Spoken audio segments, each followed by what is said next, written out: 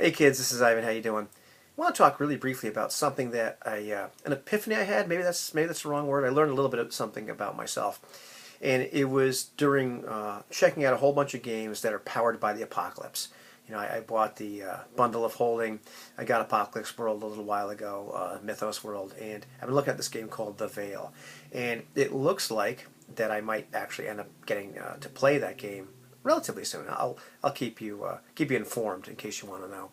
I also listen to a few different podcasts and whatnot explaining more about, or people that are really enthusiastic about those type of games, and they intrigue me as well as a lot of other games.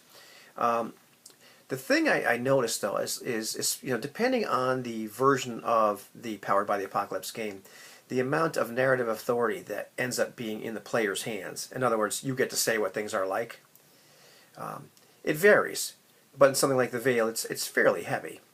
And I noticed that in reading these and kind of thinking about it and kind of picturing what the game might be like, which is one of the reasons I want to play it.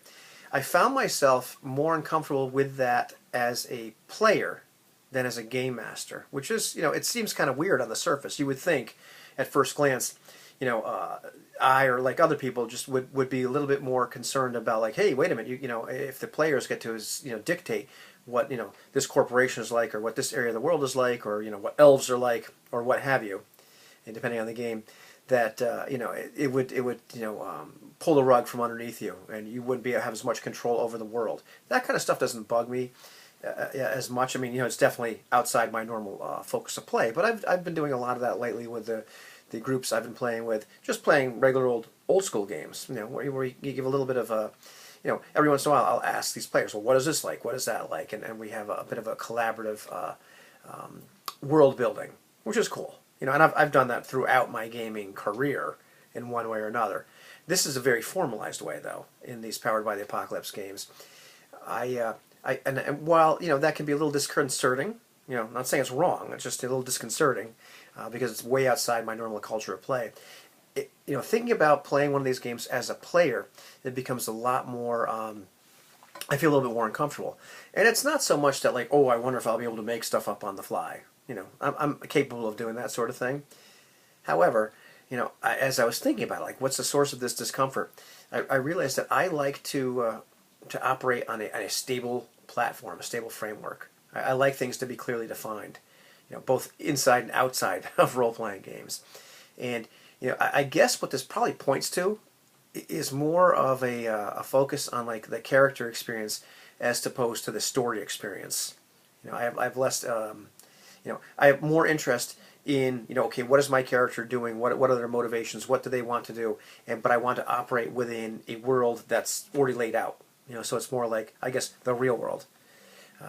Maybe you'd call it a simulationist approach, or liking games that produce a simulationist feel. I don't know. Probably. Whereas once I become a little bit more have a little bit more authority over what goes on, and that's part of what I'm doing as a player, is having, like, more of an out of character experience, narrating all kinds of parts of the world. That gets a little bit I don't know. For some reason, that becomes a little bit more uncomfortable. It becomes a little bit more like, you remember that book Harold and the Purple Crayon, where the kid walked around with a little purple crayon and drew all kinds of things, and they became real. It feels a little bit like that. At least that's how I imagine it. So I'll have to actually experience it and see what it's really like. But it just it's like a gut level reaction, where it's not like I'm uncomfortable making things up, but it's way outside my preferred method of play. Which is something I didn't even know was my preferred method of play, to just play a character, to act within a world that's already set up.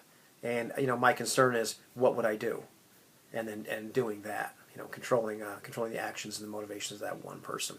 I don't know if that makes any sense to you, but that's kind of what came what came up for me today. I'm looking forward to actually playing these games and seeing what the experience itself is like. But that was the thing I kind of I guess it was an epiphany, something I learned about myself. But I'm interested in seeing what the actual experience is like.